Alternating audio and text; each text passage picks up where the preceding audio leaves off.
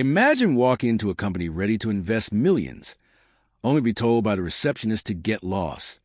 That's exactly what happened to Daniel Carter, a billionaire CEO who came to save a sinking company, but was humiliated before he even reached the boardroom.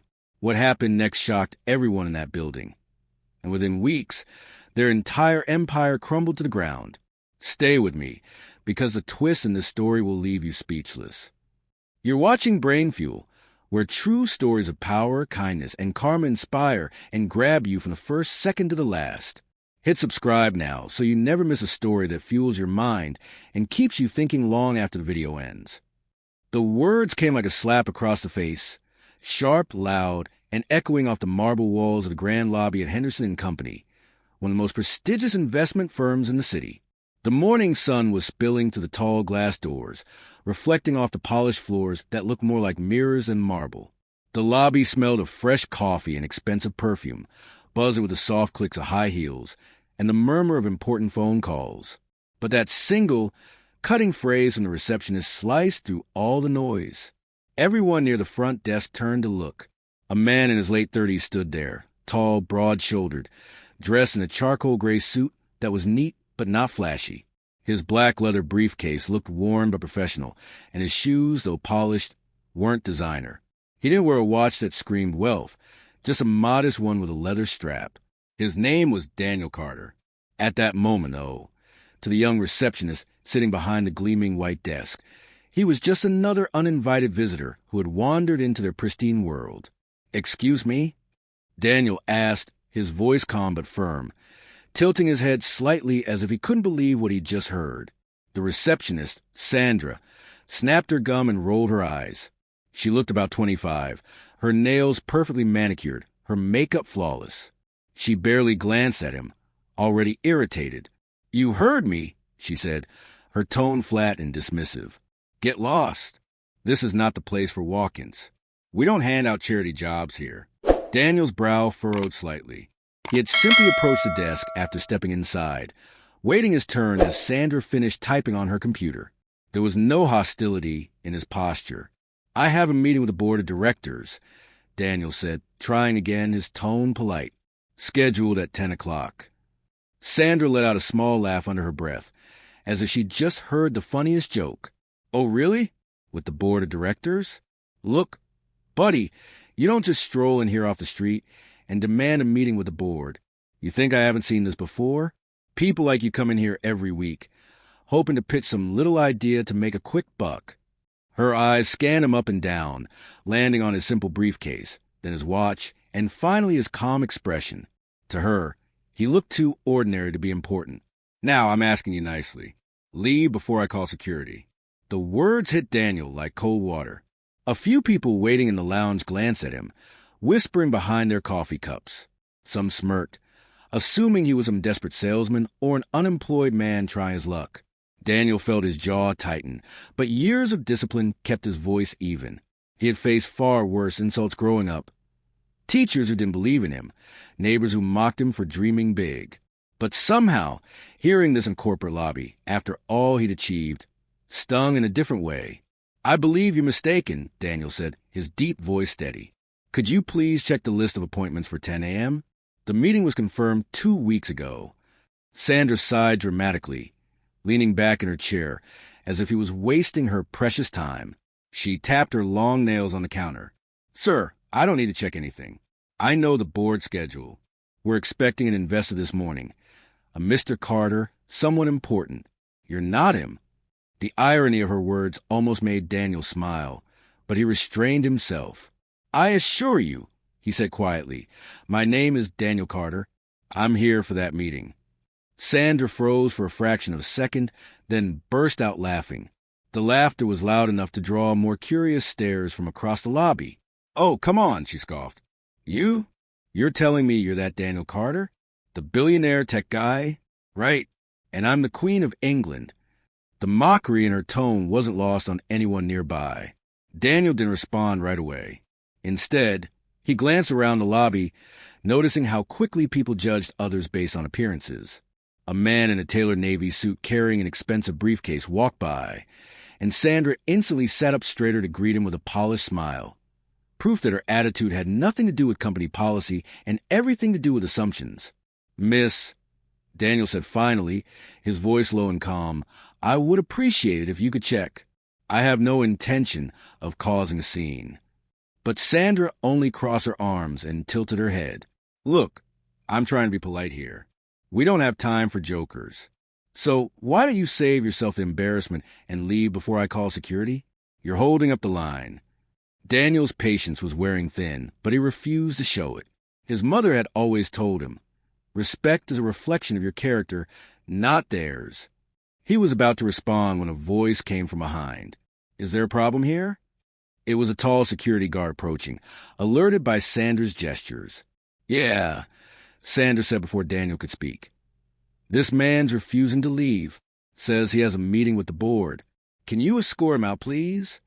Daniel felt a wave of disbelief. Here he was, the invited investor who could potentially save his company, being treated like an intruder.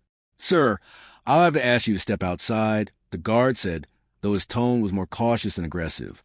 For a brief moment, Daniel considered pulling out his phone to show the confirmation email. But something inside him stopped.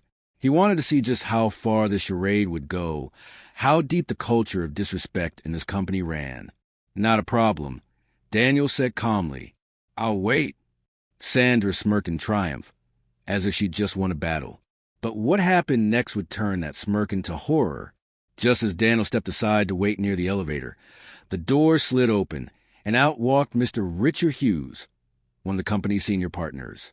The moment Mr. Hughes laid eyes on Daniel, his face lit up in recognition, then immediately fell into panic as he noticed a security guard standing near him. "Mr. Carter," Hughes exclaimed, rushing forward with an outstretched hand. "You're here. We've been expecting you upstairs. I'm so sorry for the delay. Please, come with me." Sandra's smile vanished.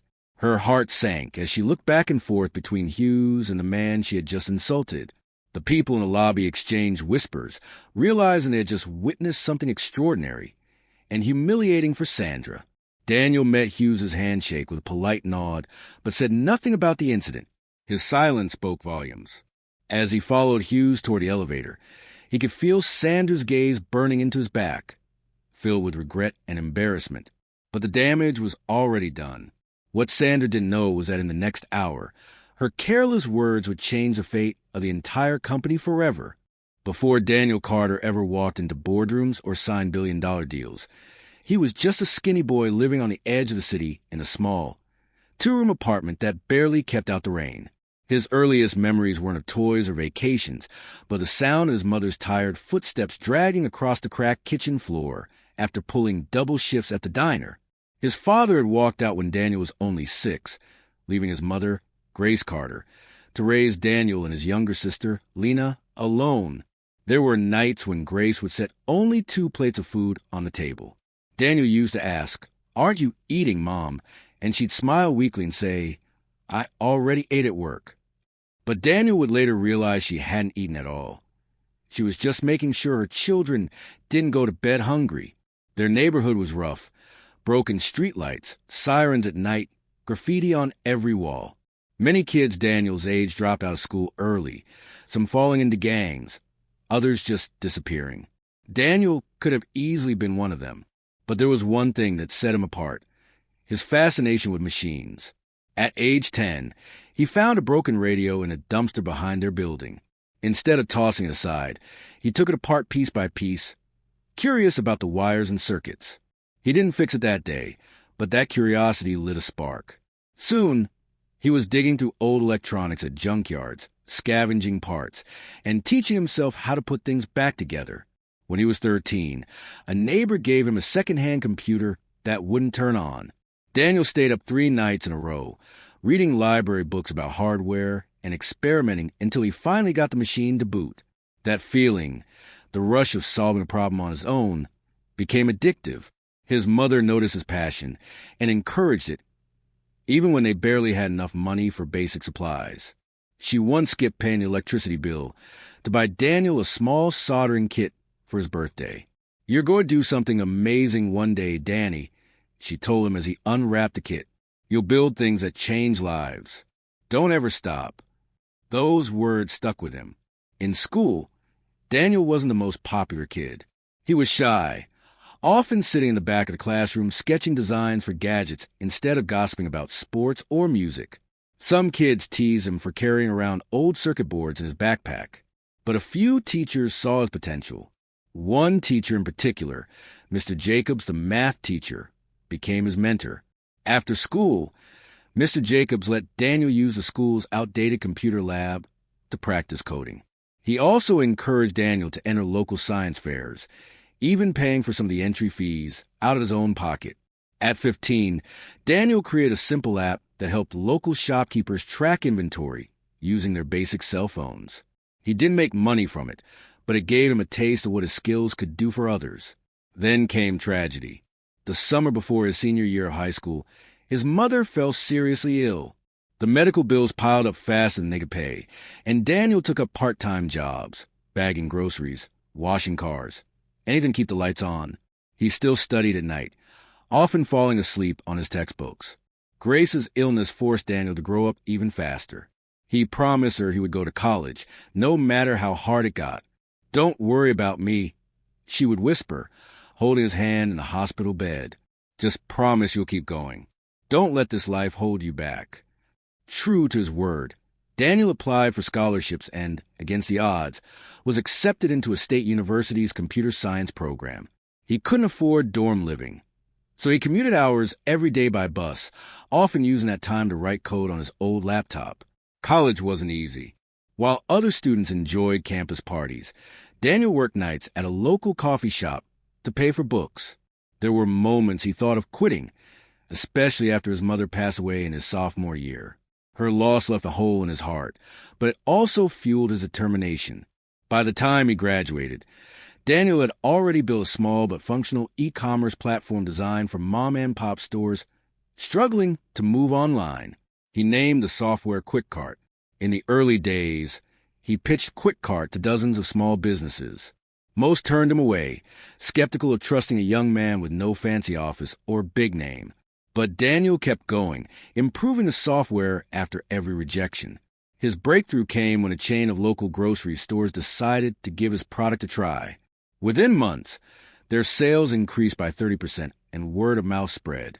Soon, other stores signed up, and QuickCart started generating real revenue. Daniel reinvested every penny back into the business, living frugally in a tiny studio apartment even after QuickCart became profitable.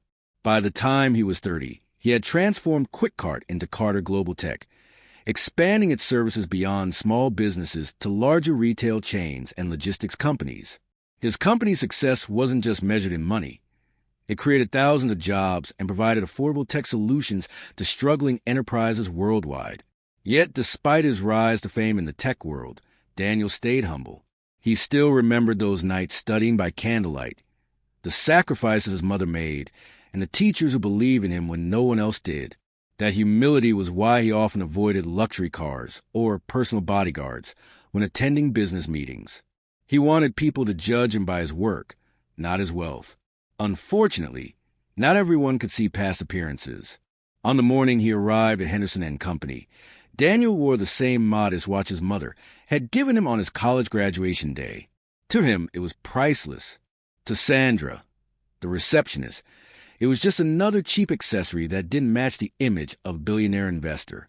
As he stood in that lobby being told to get lost, all those memories, the struggles, the nights of sacrifice, the lessons of respect, flashed through his mind. If anything, that moment reminded him why he worked so hard. Not just to build wealth, but to change a world that often judged a person's worth by how they looked, rather than who they were. The elevator ride to the top floor felt like an eternity. Daniel stood silently beside Richard Hughes, one of Henderson & Company's senior partners, who was nervously adjusting his tie and glancing at Daniel as if trying to measure his mood. The soft hum of the elevator motor filled the awkward silence. Hughes cleared his throat. "I hope your morning's been smooth so far," he said, forcing a smile. Daniel raised an eyebrow slightly, his calm brown eyes betraying no emotion. "Smooth enough," he replied. His tone was neutral, but the edge in his words made Hughes shift uncomfortably. Hughes had already guessed something had gone wrong in the lobby though Daniel hadn't said a word about the incident. When the elevator door slid open to the top floor, they stepped into a hallway lined with framed awards and glossy photos of Henderson and Company S founders shaking hands with dignitaries. It was a gallery meant to impress, but to Daniel it felt hollow, like trophies from a glorious past trying to mask a troubled present. As they approached the boardroom, the muffled chatter of executives grew louder. The heavy oak doors opened to reveal a room designed to intimidate, a massive glass table at the center, sleek leather chairs, a panoramic view of the city skyline behind the floor-to-ceiling windows. Inside sat 6 board members, all in tailored suits, their expressions a mix of hope and anxiety. The company's recent financial reports had been grim.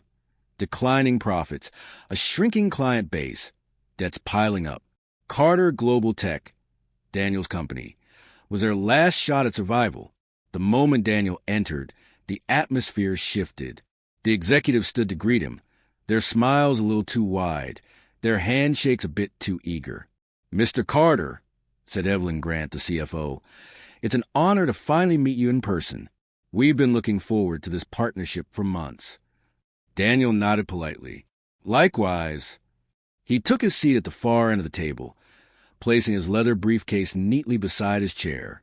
His posture was straight, his expression unreadable. Though he spoke few words, there was a quiet authority about him that filled the room. Hughes quickly took the lead, launching into the company's presentation. A projector flickered to life, displaying colorful slides with graphs, projections, and slogans about future growth and new horizons. Daniel listened intently, his fingers steepled under his chin. He didn't interrupt, didn't fidget, didn't even take notes. The room's air conditioning hummed softly, and every so often, the faint sound of city traffic below reached their ears. The executives took turns explaining how their company had once been a market leader in investment management, but had lost its edge due to outdated technology and competition. Their pitch was clear. With Daniel's investment of $50 million, they could modernize operations, regain clients, and revive their former glory. But beneath their polished words, Daniel sensed desperation. At one point, Evelyn leaned forward slightly, her voice softer, almost pleading. "Mr. Carter, we know our numbers don't look good right now, but with your backing, we're confident we can turn this around. Henderson and Company has decades of experience and a strong network. We just need the right partner to believe in us." Daniel's gaze shifted from her to the rest of the board. He noticed subtle details, how a few avoided eye contact when certain debts were mentioned, how one of them tapped his pen nervously whenever technology upgrades were discussed. Still, he said nothing. For almost an hour, the executives laid out their plan, downsizing costs, investing in automation, expanding to emerging markets. They painted a picture of recovery and progress, clearly hoping Daniel would sign a check at the end of the meeting. But inside, Daniel's mind wasn't on their charts and projections. His thoughts kept drifting back to the lobby. The receptionist's words, the way the security guard had been summoned, the humiliation he'd endured quietly. He remembered his mother's voice. A person's character shows in how they treat those they think they don't need. As the presentation wrapped up, Hughes ended with a forced chuckle. "So, Mr. Carter, what do you think? Are you ready to help us write Henderson and Company S' next success story?" A hush fell over the room. All eyes turned to Daniel. He didn't answer immediately.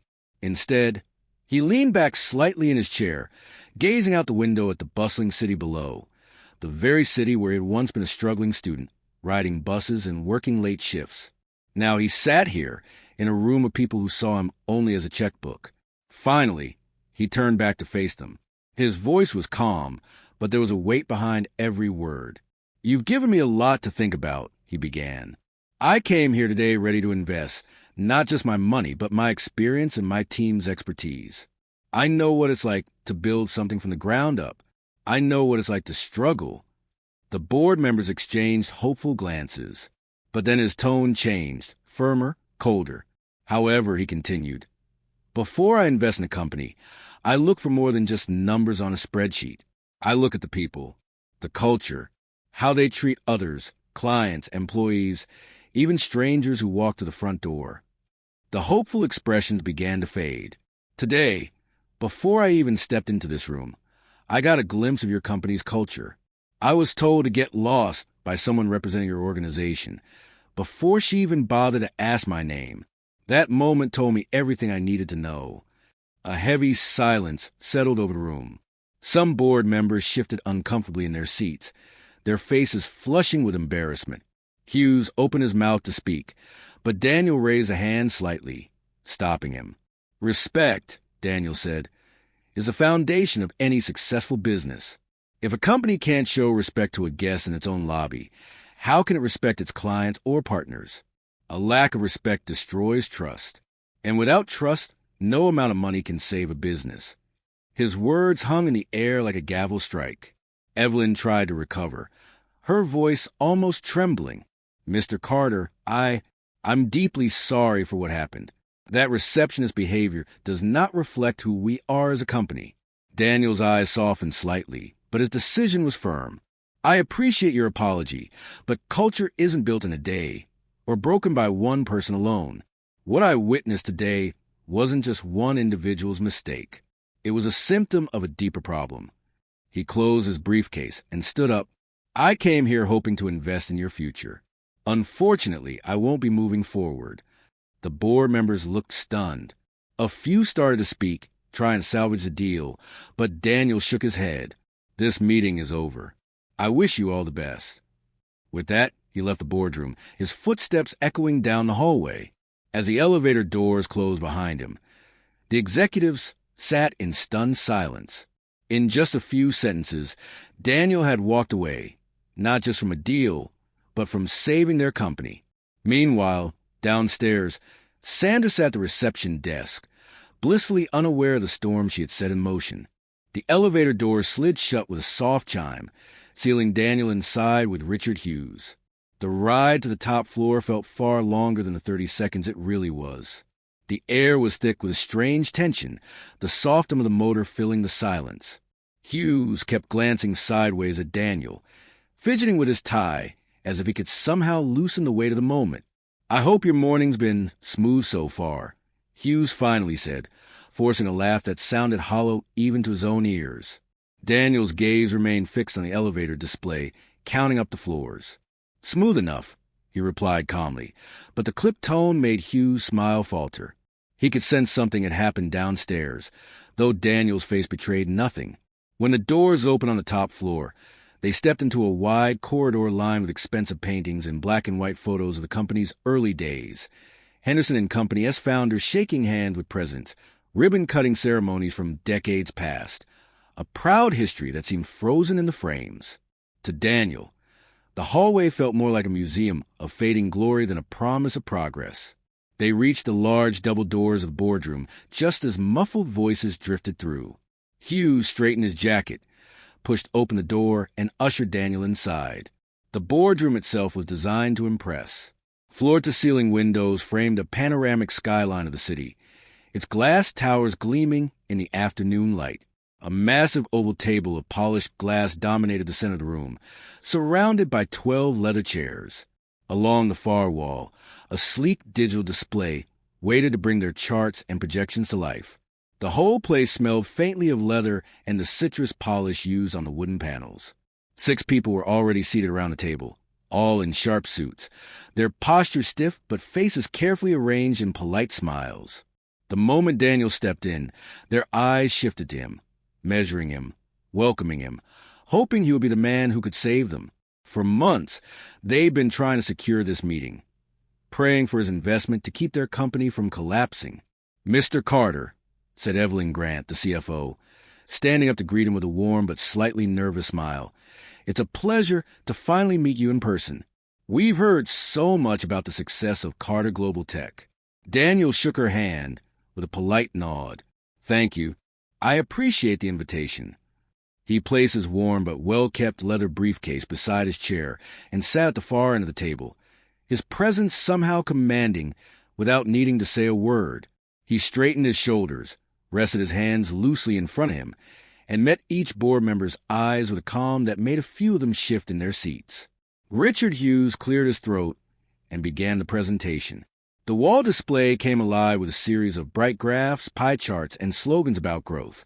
The voices around the table alternated, First Hughes outlining the history of Henderson and Company, then another partner explaining how they'd fallen behind the competition due to outdated systems, then Evelyn talking about their plans to modernize operations if they could secure a new round of funding. They were asking for $50 million, promising that with the infusion of capital, they could not only stabilize but also dominate the market again. Daniel listened intently, his face an unreadable mask. He didn't take notes or interrupt. Instead, he leaned forward slightly, elbows on the armrests, fingertips pressed together beneath his chin. The room's air conditioning hummed steadily, filling the gaps of silence between slides. From time to time, the muted honk of traffic floated up from far below, a reminder of the bustling city just beyond the glass walls. The executives did their best to appear confident, but desperation seeped through their polished words. Daniel caught the tiny cracks in their performance.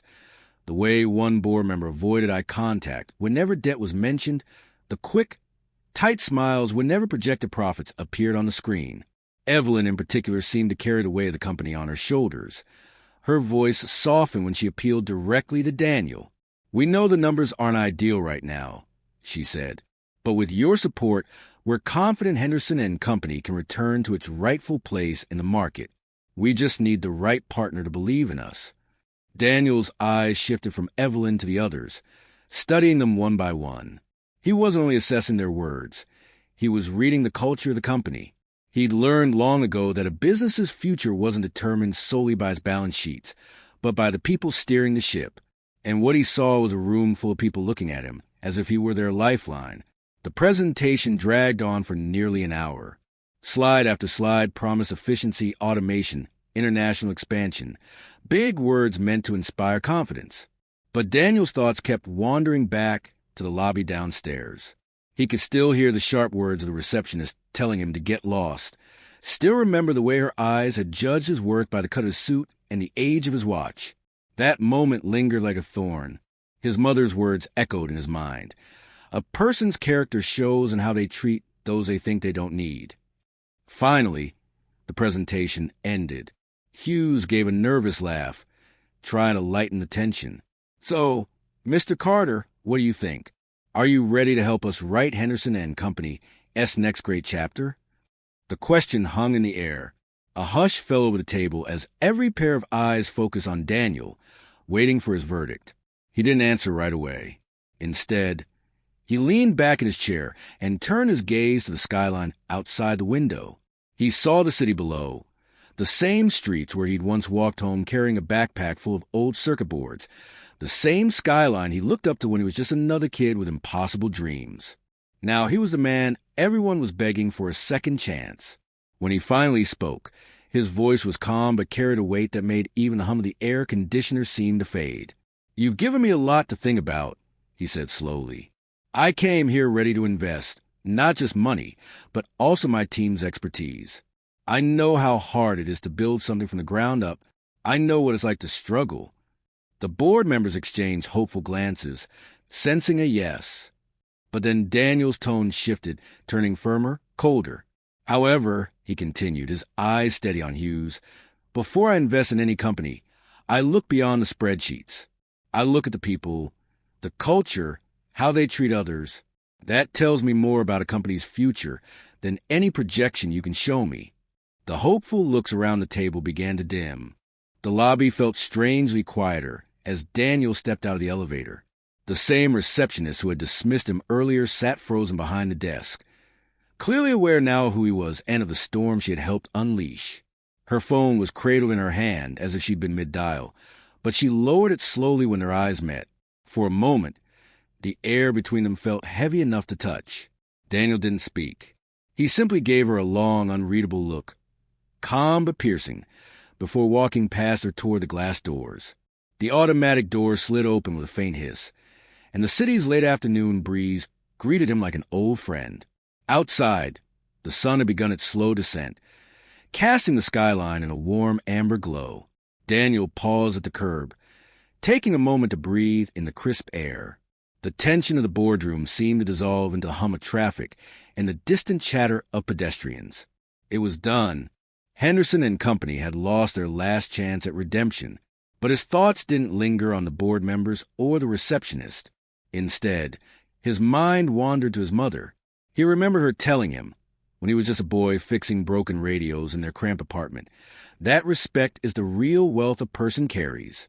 He thought about all the nights he had spent hunched over scraps of wire, dreaming of building something better. Not just a business, but a name that would stand for integrity. That was the man he had promised to become, and he wasn't about to compromise now. Meanwhile, upstairs in the glass boardroom, chaos had erupted. The executives were pacing, their voices raised in frustration and disbelief.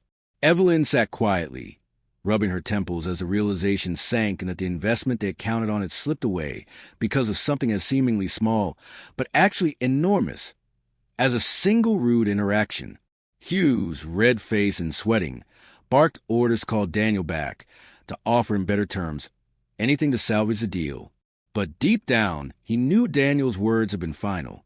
For the next several weeks, Henderson and Company scrambled desperately to find another investor. They reached out to every contact in their network, offered stakes of the company at lower and lower prices, but word had spread fast. Investors had heard that Daniel Carter himself had walked away after seeing problems in the company culture. His reputation carried weight in the industry. People trusted his instincts. If he had passed, they figured there had to be a reason, and no one wanted to be the one to step in where he had refused. The company's stock began to plummet. Contracts that had been in negotiation fell through.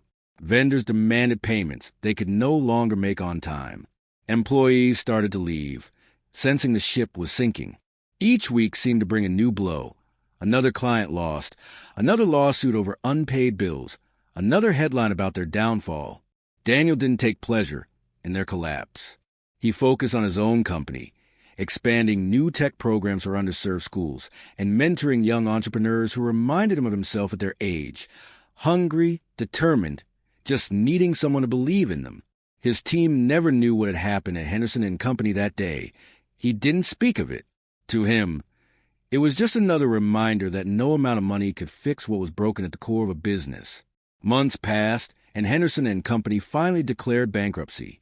Their offices were emptied out, the walls stripped bare of the glossy photos that had once celebrated their legacy. The receptionist who had told Daniel to get lost was laid off when the company downsized before shutting its doors completely.